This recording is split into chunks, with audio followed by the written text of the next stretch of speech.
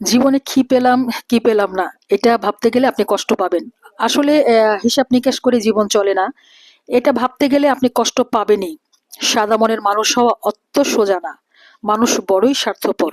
নিজের স্বার্থের জন্য সবকিছু পারে মানুষ। বন্ধুত্ব, ভালোবাসা অতি আদরের। মনের গভীর থেকে যাকে ভালোবাসবেন তাকে সেই আপনাকে আঘাত করবে। এটাই চরম বাস্তবতা। আসলে বাস্তবতাটা আমরা সবাই জানি, জেনেও জীবনকে মানিয়ে নিচ্ছি, মেনে নিচ্ছি।